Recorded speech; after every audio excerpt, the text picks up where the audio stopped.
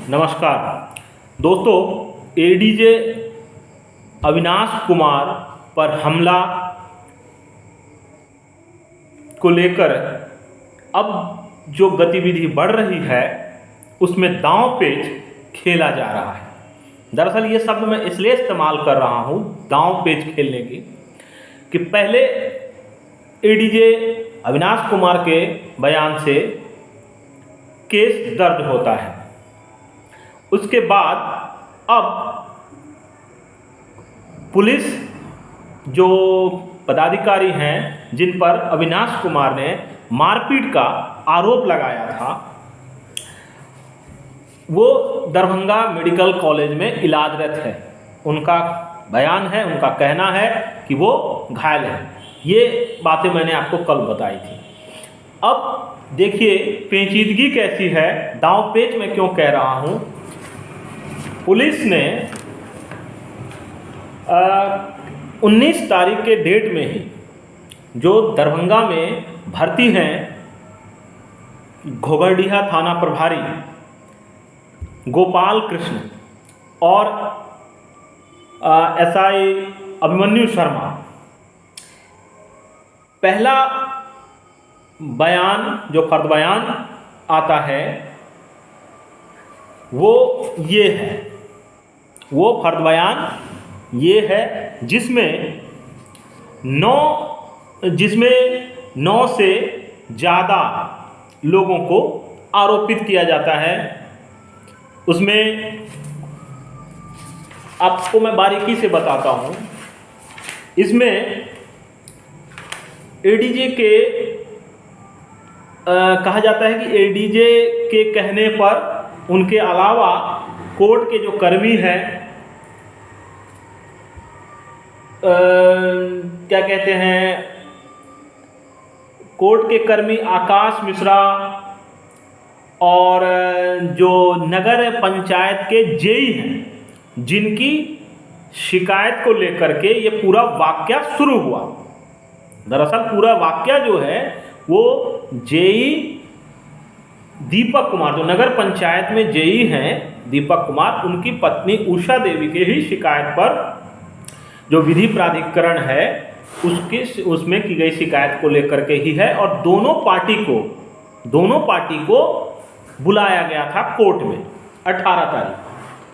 अब देखिए अपने पहले बयान में पुलिस घोघरडीहा थाना प्रभारी कहते हैं कि उनके साथ मारपीट की गई और उस मारपीट करने में कोर्ट कर्मचारी के अलावा वकील शंभू कुमार दास, शंकर कुमार दास, उदय शंकर, आशुतोष कुमार यादव, मोहम्मद जफर आलम, मितेश प्रशांत, शत्रुघ्न कुमार, बसंत सिंह, राजकुमार चौधरी, बलराम साहू, अरुण कुमार एवं अन्य 15 से 20 लोग शामिल थे।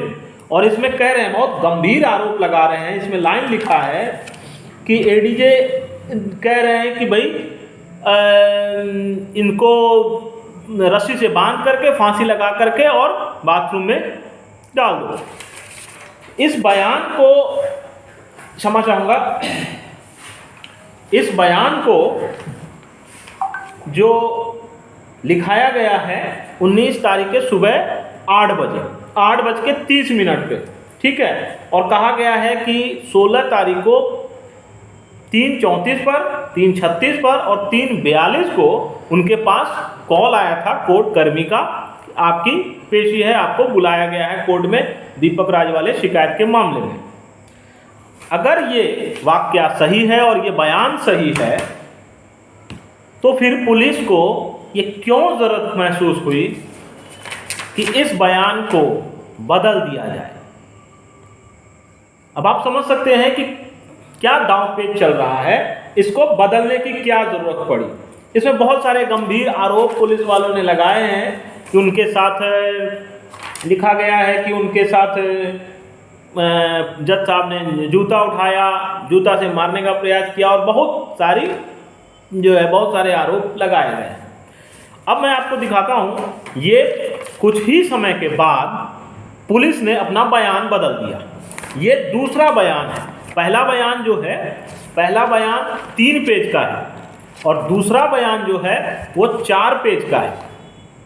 अब आप समझ सकते हैं कि पहला बयान 3 पेज का, दूसरा बयान 4 पेज का, और इसमें सबसे अहम बात है कि दूसरे बयान में आरोपियों की संख्या घट जाती है, मारने वाले घट जाते हैं, जितने अधिवक्ता हैं उनका नाम हट जाता है और जेई दीपक राज और कोर्ट कर्मी आकाश मिश्रा, एडीजे साहब के आदेश पर यही दोनों लोग और अज्ञात आखिर एक ही घटना में मारने वाले बदल कैसे जाते हैं। और जब बयान दिया पुलिस वालों ने तो फिर इस बयान से बदलने की ज़रूरत क्या थी। और दूसरी महत्वपूर्ण बात, इसकी टाइमिंग देखिए। दूसरे बयान में टाइमिंग जो है वो 18:30 या 18:36 AM लिखा गया है। अब आप कहीं ये सुन नहीं सकते हैं कि 18:36 AM का कोई टाइमिंग होता है। उसके बाद इसमें कहा गया है कि उन लोगों को बाथरूम में बंद किया गया था और 10:30 या 10 बजे के आसपास पुलिस पदाधिकारियों से, न्यायिक पदाधिकारियों से बातचीत के बाद उनको वहाँ से छोड़ा गया। अगर ये उनको 10 बजे, ये देखिए ये लिखा है 10 बजे छोड़ा गया, अगर 10 बजे पुलिस वाले वहाँ से इनको ले जाते हैं तो फिर अनुमंडलीय अस्पताल में 8:10 पे इनके इलाज की एंट्री क्यों है, जिसको बाद में कलम से काटा गया है, जो मैंने कल आपको बताया था। और रात के 11:50 पे दोबारा एंट्री होती है जहाँ से ये दोनों रेपर होते हैं। अब आप समझ सकते हैं इस पूरे मामले में क्या झोल है। स्थिति ऐसी है कि जो कानून के रखवाले हैं वो कानून के साथ खिलवाड़ कर रहे हैं, वो अपने ताकत का बेजा इस्तेमाल कर रहे हैं। कानून के रखवाले ही आमने सामने खड़े हो गए हैं। अब जब आप देख सकते हैं, अगर कोई एक ही घटना सच होगी, चाहे ये पहला बयान या दूसरा बयान, पुलिस को क्यों जरूरत पड़ी, इस बयान को बदलने की जरूरत क्यों पड़ी, ये आप समझ सकते हैं। आज पूरे दिन, दूसरी तरफ आज पूरे दिन झंझारपुर कोर्ट में गहमा-गहमी बनी रही। झंझारपुर बार एसोसिएशन ने बैठक की, निर्णय लिया कि उसका पुरजोर विरोध करेंगे, पुलिस ने जो हरकत की है उसका विरोध करेंगे। न्यायिक कार्य से आज खुद को वकीलों ने अलग भी रखा। इधर न्यायालय Bihar state civil court employees जो है, उन्होंने भी जो है इसका विरोध किया है और स्पष्ट कहा है कि वो न्यायिक पदाधिकारी के साथ खड़े रहेंगे। दूसरी तरफ निर्णय लिया गया है कि बार एसोसिएशन की तरफ से निर्णय लिया गया है कि 29 आज के बाद मतलब सोमवार से वो कोर्ट करेंगे और 29 नवंबर को हाई कोर्ट में क्या निर्णय होता है उसके आधार पर वो आगे की रणनीति तय करेंगे। आज कोई कोर्ट में पेशी सुनवाई में वकील शामिल नहीं हुए।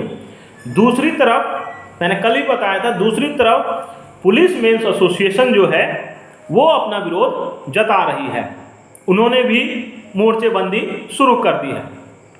अब आप समझिए कि जिन लोगों का काम कानून की रखवाली करना है वो आपस में किस तरह से कानूनी दांवपेच का भरपूर इस्तेमाल हो रहा है। अब इसमें सच क्या है, झूठ क्या है, ये विस्तृत जांच का विषय है। और देखने वाली बात ये है कि इसमें कितनी निष्पक्षता से जांच हो पाती है। जांच करने वाले पुलिसकर्मी और एलिगेशन जिन पे लग रहा है वो भी पुलिसकर्मी और पुलिस के वरीय पदाधिकारियों की भूमिका पर भी सवाल है। तो उस स्थिति में जांच कितना निष्पक्ष होता है। दूसरी तरफ न्यायाधीश हैं, जज हैं, एडीजे हैं, उनका काम है पुलिस के द्वारा की गई जांच में तथ्य को देखना, जांचना, सही है और फैसला देना। अब फैसला क्या होगा, जांच की रिपोर्ट क्या आएगी, लेकिन जिस तरह से चीज़ों को तोड़ा मरोड़ा जा रहा है उससे आप समझ सकते हैं कि इस मामले में अपने अपने वर्चस्व की किस तरह से तनातनी चल रही है। मैं आगे भी आपको इन सब चीज़ों को लेकर अपडेट देता रहूँगा। लेंस.live के लिए ब्रजमोहन मिश्र।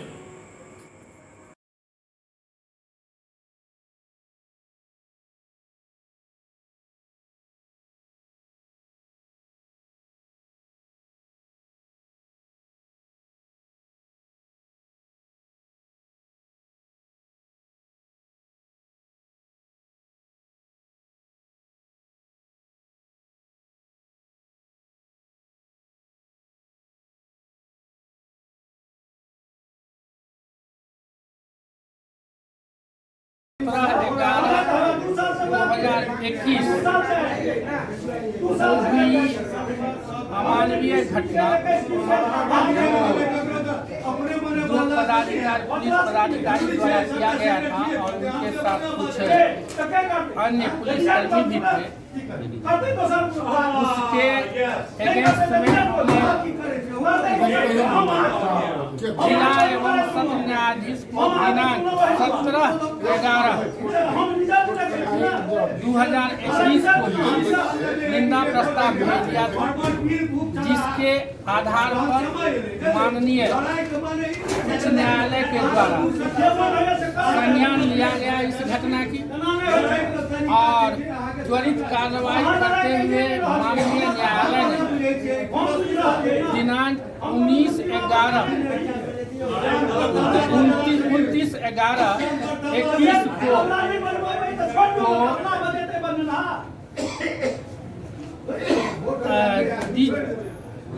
डीजीपी को तलब किया है और उस दिन के इंतजार में, उस दिन के आदेश के इंतजार में हम लोग इंतजार करेंगे।